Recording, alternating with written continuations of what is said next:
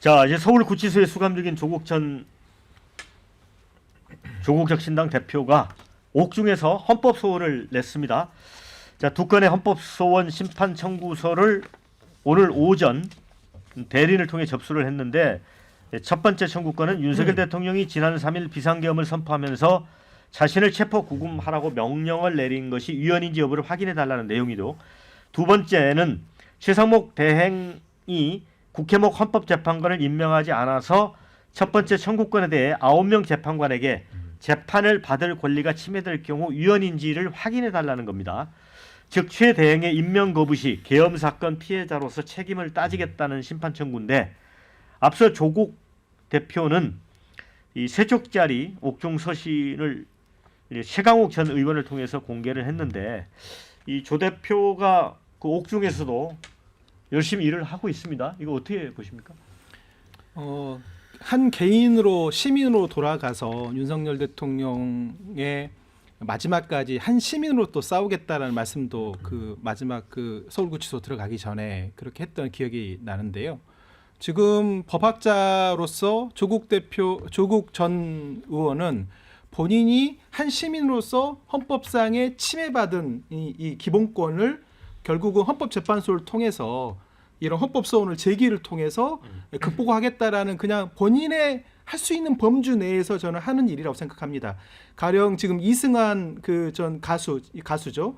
그 구미시에서 서약서를 쓰라고 했는데 그걸 쓰지 않겠다고 하니까 공연을 취소해가지고 그걸 헌법소원을 제기한다고 했잖아요. 그러니까 온 국민이 지금 내가 헌법상의 기본권을 잘 누리고 있는지, 그게 국가로부터 침해당하고 있지 않는지를 다 고민하고 있고, 그러니까 군대하고도 맞서서 이렇게 결연히 일어서는 그런 모습을 보였지 않습니까? 그런 것처럼 그냥 조국 대표도 한 개인으로 그냥 지금은 영어의 몸이 돼 있지만 본인이 할 수 있는 범주 내에서 본인이 활동하고 있는 거다, 이렇게 생각해 주시면 될 것 같습니다. 네, 김두수 부원장님은 어떻게 보세요? 일단 조국 대표가 감옥 안에 있지만 정치를 하는 거죠. 그게 뭐냐면, 그러니까 헌법 소원이라는 형식을 통해서 정치적 입장을 내는 거죠. 그러니까 지금 현재 상황은 뭐냐면 헌법 체계가 제대로 작동하고 있지 않다라는 것을 다시 한번 증명하는 거거든요. 그러니까 앞에 이야기한 즉 윤석열 대통령이 비상계엄을 통해서 자기를 체포 구금하라는 것이 위헌인지를 판단해 달라는 거고, 이 위헌 판단에 필요한 완전체 구인 헌법재판소 구성을 헌법재판소 해달라, 이걸 두 가지를 같이 이제 섞어서 이야기하는 거니까, 말하자면 최상목 근한대행이 헌법재판소장을 임명하고 있지 않은 이 문제에 관해서 사실은 제가 볼 때도 헌법재판소가 이제 나서서 구인의 재판소가 필요하다는 걸 공개적으로 이야기하고, 대통령이 임명하지 않을 때는 자동으로 재판관이 임명된 걸로 본다라든지 이런 유권 해석할 정도까지 헌법재판소가 적극적으로 개입해야 되는 거 아니냐. 뭐 지금까지 조금 더 때를 기다릴 수는 있습니다만 그런 정도의 요구가 올라오는 시점이기 때문에 조국 혁신당 전 대표도 이 부분에 대한 어쨌든 국민 앞에 내가 이런 것들을 한번 한다, 이런 식으로 이제 호소하면서 정치를 하는 경우인데, 뭐 이런 경우는 이제 일단 민주공화국의 일반 시민으로서 시민 동료로서 할 수 있는 최소한과 또 정치인 조국으로서 할 수 있는 최대의 정치 투쟁, 이런 게 섞여 있는 그런 형태라고 저는 생각됩니다. 조국 대표가 이제 지난 재보선에서는 이제 뭐 쇄빙선 역할도 자처했고 이제 탄핵에 가장 앞장섰었잖아요. 그런 점에서 보면 일관성 있게 가는 거라고 봐야 되겠죠.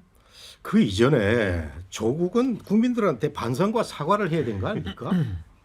윤 대통령을 만든 사람이 조국이에요. 네. 윤 대통령을 발탁을 해가지고 잘못 발탁을 한 거죠. 그래서 이거 잘못했다고 그러다가 그래서 나온 게 공수처예요.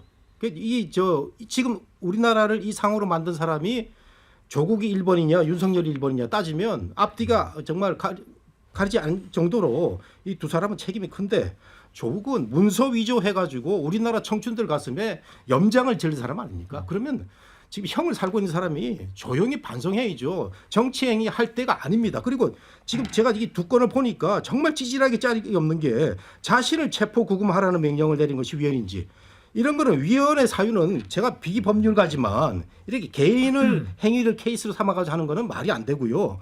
두 번째 건에 대해서는 지금 그 다른 변호사가 헌재에다가 제가 그 청구한 걸 알고 있는데, 지금 어떻게든지 뭔가 해보려고 하는 이 조국의 모습. 근데 아무리 제가 조국 혁신당이 제 후배들도 많이 있어요. 배치단 후배들이 있는데 그걸 생각하더라도 조국은 조용히 있어주는 게 국민들 저 마음을 위로하는 거다. 제발 좀 가만히 있다가 조용히 나와라. 스쿼트 열심히 하고 이렇게 저는 얘기를 하고 싶습니다. 그리고 옥중서신을 남발하는데 이 옥중서신이라는 게요. 사실 굉장히 고귀한 단어입니다. 이탈리아의 혁명가 그람시가 제일 처음 사용했고 김대중 대통령이 옥중에서 고초를 겪으면서 보낸 이게 옥중서신인데 조국은 편지 쓸 게 아니고요. 스쿼트 하면서 건강 챙기면서 조용히 국민들한테 사죄하는 게 제 우선입니다. 근데 이제 교수님 말씀 중에 이 검찰총장 발탁되고 하는 과정은 조국 대표는 저는 그때 민정수석 때 반대했던 걸로 반대했습니다. 알고 있거든요. 그렇지 않다고 저는 알고 강하게 있는데. 반대했습니다. 강하게 반대했었다는 걸로 알고 있고 뭐 예를 들어 양경철이나 뭐 어떤 다른 분들이 최강욱 조국 수석 제가 그때 청와대에 있었으니까 강하게 반대를 하셨던 분입니다. 그 반대했기 때문에 바로 수사가 제가 들어가요. 알기로는 그렇지 않다는 얘기도 있어요. 그거는 오늘 어쨌든 책임져야죠. 예. 원점과는 좀 다른 거여서 민정이. 댓글 좀 소개를 해드릴게요. 역시 조국이다. 위헌 소지가 있는지 당연히 확인해야 된다. 이런 격려 의견도 있습니다. 조국은 옥중에서 반성의 시간이 필요하신 분 아닌가? 이런 의견.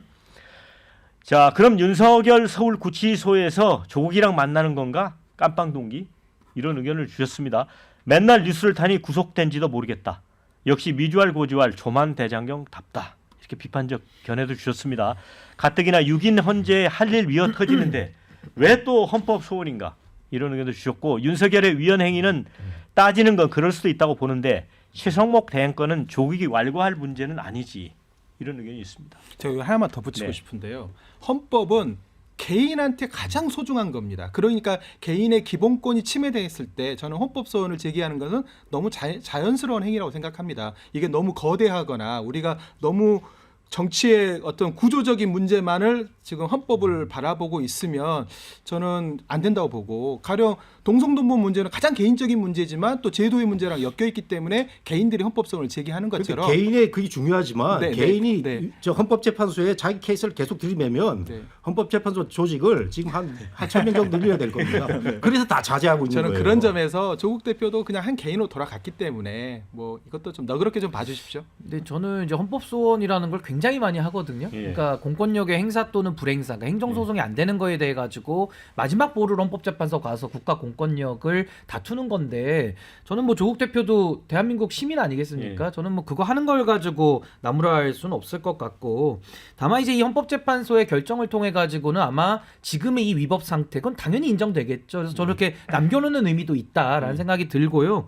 무엇보다도 헌법재판소는 말 그대로 재판소기 때문에 누구를 적극적으로 임명하는 적극적 행정행위까지 할 수는 없습니다. 그래서 법에 정해진 대로 재판관을 임명하지 않는 공직자를 파면함으로써 이제는 우리 헌법의 가치를 지키는 거거든요. 그래서 이제는 뭐 최상목 권한대행도 안 하면 또 탄핵 당하는 거고 이제 그렇게 가서 정권이 바뀌면 아마 이제 정상적으로 헌법재판소가 돌아갈 것이고 차제에 우리 헌법의 이런 부실성까지 이번에 윤석열 시대를 맞으면서 드러났기 때문에 추후에는 뭐 개헌을 하거나 어떤 제도 보완을 할 때는 행정부가 침대 축구할 때 그때는 뭐 국회의장이 뭐 대신해서 임명을 한다라든지 여러 가지 이런 내란 상황에서 수습하는 역할을 저는 민주주의 정당성을 가지는 국회가 저는 하는 것이 바람직하지 않을까. 제한적으로는 국회가 나서는 것이 맞겠다라는 생각이 듭니다. 네. 근데 제가 중요한 거 하나 네. 말씀. 아까 최 원장님이 윤석열을 발탁한 사람이 저 조국이 아니라고 하는데 제가 알기로는 조국으로 알고 있어요.